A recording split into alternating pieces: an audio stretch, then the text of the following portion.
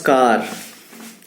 किसी भी व्यक्ति के जीवन यापन के लिए सबसे प्रमुख आवश्यकता होती है उसकी आर्थिक आवश्यकता।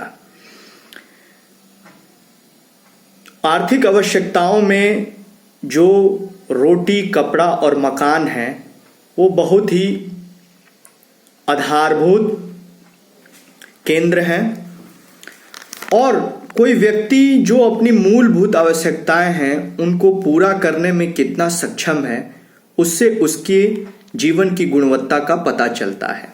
उसी तरह किसी व्यक्ति के साथ साथ एक राष्ट्र और समाज की भी अपनी अपेक्षा और आकांक्षाएं होती हैं, जो आर्थिक समृद्धि पर बहुत हद तक निर्भर करती हैं। आर्थिक समृद्धि के साथ साथ और भी बहुत बहुआयामी विषय हैं जिनसे राष्ट्र और समाज की समृद्धि को मापा जा सकता है, लेकिन आर्थिक समृद्धि एक बहुत ही अहम भूमिका निभाती है। भारत प्राचीन काल से ही बहुत समृद्ध रहा है, लेकिन समय के परिवर्तन के साथ साथ और ब्रिटिश पीरियड के दौरान भारत की जो आर्थिक समृद्धता थी उसमें बहुत ही गिरावट आई, और आज़ादी के बाद भारत ने बहुत हद तक आर्थिक समृद्धि में एक प्रगति की है और देश के बहुत से लोगों को गरीबी रेखा से बाहर निकालने में हम सक्षम हुए हैं। लेकिन अभी भी हमारे सामने 3 समस्याएं बहुत ही अहम हैं, जिनमें गरीबी, बेरोजगारी और आर्थिक असमानता प्रमुख है। इसका जिक्र आरएसएस के सह कार्यवाहक दत्तात्रेय होसबोले जी ने स्वदेशी जागरण मंच में किया है। उनके अनुसार अभी भी देश का जो 1% समृद्ध वर्ग है वो देश की कुल संपत्ति का 20% हिस्सेदारी तय करता है। वहीं देश की जो 50% की जनसंख्या उसकी हिस्सेदारी केवल 13% है, और जो बेरोजगारी की दर है वो अभी 7.6% है। हमने सस्टेनेबल डेवलपमेंट गोल में 2030 जिसे हमने लक्ष्य माना है, उसमें हमने ये तय किया है कि हमें ज़ीरो पॉवर्टी, ज़ीरो हंगर तक उस लक्ष्य को हम पा लेंगे। लेकिन अभी भी हमारे पास बहुत सी चुनौतियां हैं और हमें बहुत ही प्रभावी तरीके से इन चुनौतियों से निपटना होगा। अब सबसे पहली चुनौती आती है गरीबी। गरीबी एक तरह से अभिशाप होती है। यदि आपको 2 वक्त का खाना न मिले तो आपकी सारी तार्किक क्षमता, बौद्धिक क्षमता और एक तरह से आप कुंठित हो जाएंगे। समय समय पर गरीबी को मापने के लिए अलग अलग कमेटियां बनाई गई हैं। सबसे पहले गरीबी को मापने का प्रयास दादा भाई नौरोजी ने किया था। उसके बाद 1993 में लकड़वाला कमेटी बनी। उन्होंने कैलोरी कंजम्पशन को एक रेफरेंस बनाया जिससे हम गरीबी को माप सकते हैं। उसके बाद तेंदुलकर कमेटी बनी, जिन्होंने एक्सपेंडिचर मेथड को अपनाया, और उनके अनुसार जो 29 रुपया जो अर्बन एरिया में लोग रहते हैं पर डे यदि खर्च करते हैं तो वो गरीबी रेखा से ऊपर हैं, और 22 रुपया जो खर्च करते हैं वो ग्रामीण परिवेश में वो गरीबी रेखा से। लेकिन ये मुझे कोई तर्कसंगत जो सजेशन है वो नहीं लगता है, क्योंकि महंगाई को देखते हुए, आज की महंगाई को देखते हुए ये बड़ा ही एक विषमताओं से भरा डेटा है। फिर उसके बाद रंगराजन कमेटी बनी, उन्होंने कुछ इसमें फेरबदल किए, उन्होंने हेल्थ और सारी चीज़ों का ध्यान रखा, लेकिन अभी ज़मीनी हालात कुछ अलग हैं। हम अक्सर जो गरीबी या बेरोजगारी या किसी भी चीज़ का आकलन करते हैं वो एनएसएसओ की डेटा के अनुसार, नेशनल स्टैटिस्टिकल ऑफिस की डेटा के अनुसार हम उसका आकलन करते हैं। लेकिन पिछले 10 सालों से एनएसएसओ ने कोई अभी डेटा रिलीज ही नहीं की है। तो हम जो एग्जैक्ट फिगर है पॉवर्टी का और अनएम्प्लॉयमेंट का, उसको हम एग्जैक्टली नहीं फिगर आउट कर सकते हैं, तभी अनुमानतः हम कुछ चीज़ों को देख सकते हैं। अब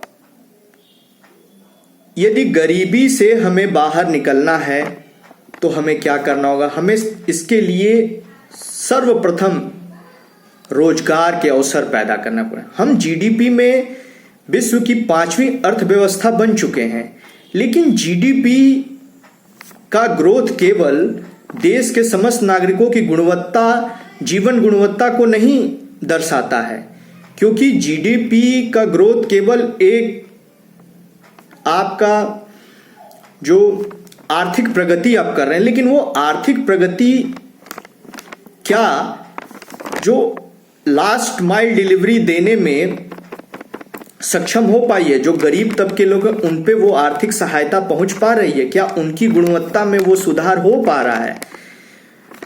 इसी के तहत यदि किसी देश में रहने वाले लोगों की गुणवत्ता को हम मापना चाहते हैं तो उसमें होता है ह्यूमन डेवलपमेंट इंडेक्स।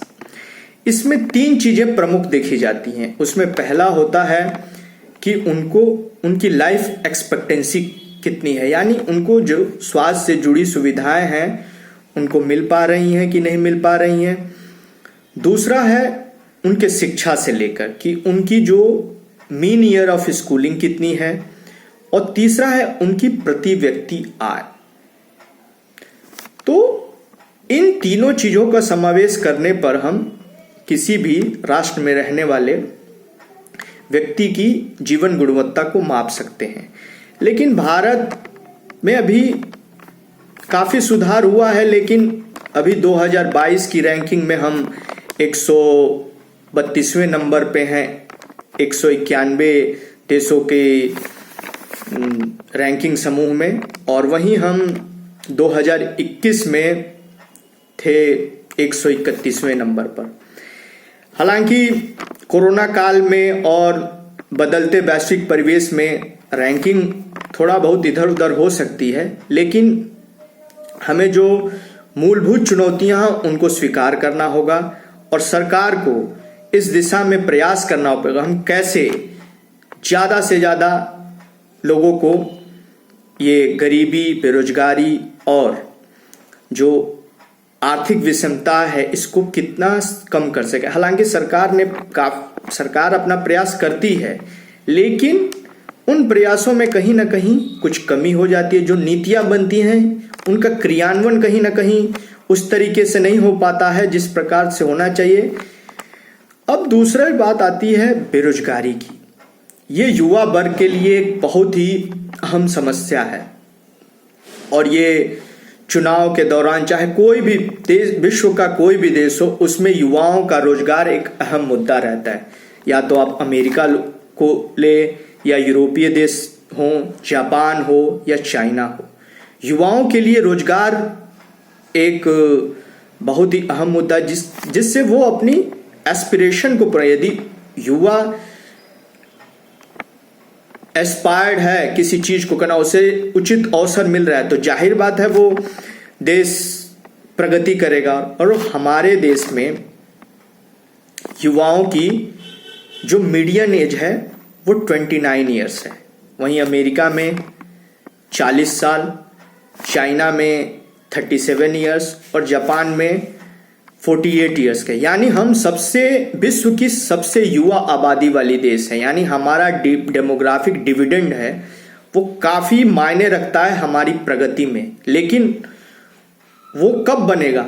जब उन्हें उचित रोजगार के अवसर मिलेंगे और वो सरकारी नौकरियों से मिले, ये तो ऐसा मुमकिन नहीं लगता। इसके लिए हमें मैन्युफैक्चरिंग सेक्टर को बहुत ज़्यादा प्रभावशाली बनाना पड़ेगा, उद्यमिता को बढ़ावा देना पड़ेगा, नीतियों को उस प्रकार से क्रियान्वित करना पड़ेगा जिससे उन्हें वो अवसर मिले जिसमें वो कार्यकुशल हैं, स्किल्ड हैं। इसके लिए नेशनल स्किल डेवलपमेंट मिशन की शुरुआत हुई थी और उसने बहुत हद तक कुछ अपना जो भी प्रयास है किया, लेकिन अभी भी मैन्युफैक्चरिंग सेक्टर को हमें बूस्ट करना होगा।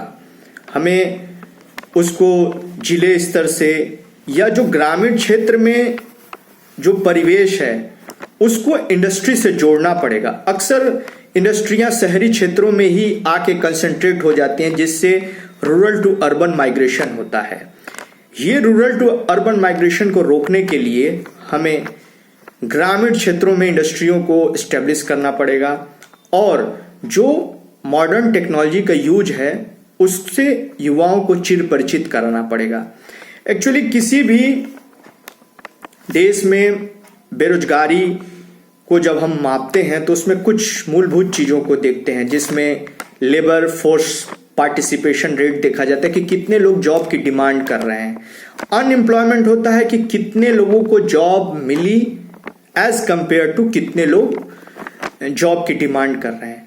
और इसमें साथ साथ जो जेंडर डिस्पैरिटी है उसका भी ध्यान रखना हो कि फीमेल का जो पार्टिसिपेशन है लेबर फोर्स में वो ज़्यादा से ज़्यादा होना चाहिए, तभी हम एक समन्वय के साथ आगे बढ़ सकते हैं।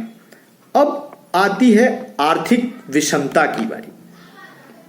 आर्थिक विषमता क्यों होती है?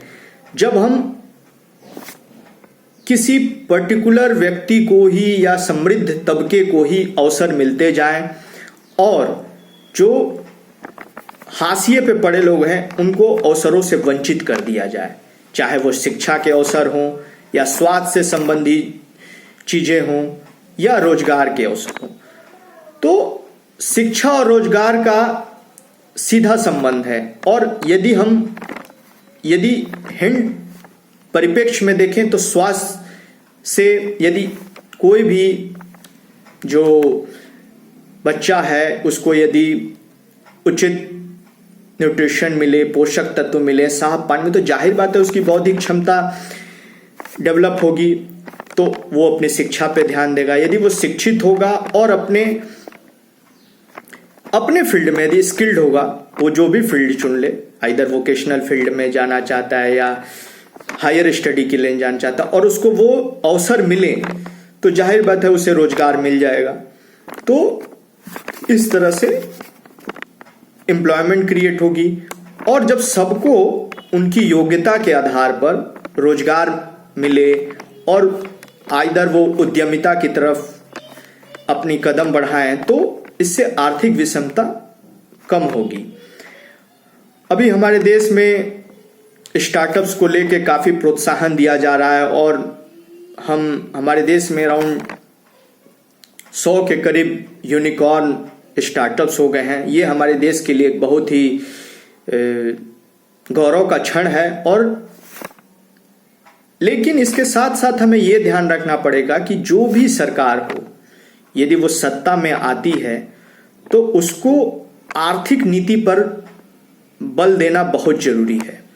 और वो आर्थिक नीति कब आएगी? जब हम इंफ्रास्ट्रक्चर डेवलप करेंगे। इंफ्रास्ट्रक्चर से रोजगार के अवसर मिलेंगे, लेकिन इसके साथ साथ इस बात का ध्यान रखना पड़ेगा कि वो अवसर सभी लोगों तक पहुंचे, सभी लोगों को एक लेवल प्लेइंग फील्ड मिले और वो अपनी क्षमता और योग्यता के अनुसार इन चीज़ों में बढ़े। लेकिन इसके साथ साथ हमें बहुत सी चीज़ों का ध्यान रखना है कि हम आर्थिक प्रगति के साथ साथ एक पर्यावरण के साथ अपना समन्वय बना के रखें और अपने देश में इनोवेटिव काम करें, इनोवेटिव तरीकों का इजाद करें और युवा वर्ग को इतना प्रोत्साहित करें कि वो जो भी अवसर मिल रहे हैं अपनी योग्यता के अनुसार, जिनमें उनका इंटरेस्ट है, अपनी कार्य क्षेत्र को चुने और भारत को हर एक फील्ड में आत्मनिर्भर बनाए। जैसे कोरोना काल में हमने देख लिया कि हमने फार्मेसी के सेक्टर में एक आत्मनिर्भरता का काम किया है। हमने कोरोना की वैक्सीन बनाई और जेनरिक मेडिसिन में हम काफी हद तक सक्षम हैं। एक हमें एक्टिव फार्मास्यूटिकल इंग्रेडिएंट होता है, यदि उस क्षेत्र में हम आत्मनिर्भरता यदि हासिल करें तो बहुत हद तक हम चाइना से हमारी जो निर्भरता है वो कम हो जाएगी और हम इस क्षेत्र में भी आत्मनिर्भर। ऐसे ही हमें हर एक क्षेत्र को चुनना होगा जिसमें हम अच्छे हैं और धीरे धीरे करके हम भारत को एक आत्मनिर्भर और समृद्ध भारत बना सकते हैं। लेकिन इन सभी चीजों के बीच अभी हमारे सामने ये 3 समस्याएं हैं: गरीबी, बेरोजगारी और आर्थिक विषमता। इनके लिए इससे हमें लड़ना होगा और अपनी नीतियां इस प्रकार से क्रियान्वित करनी होगी कि हम जितना हो सके इसको कम कर सकें और जो हमने सस्टेनेबल डेवलपमेंट गोल का जो लक्ष्य रखा है उसको हम पूरा कर सकें। तभी हम भारत को एक समृद्ध भारत के रूप में देख सकेंगे। जय हिंद।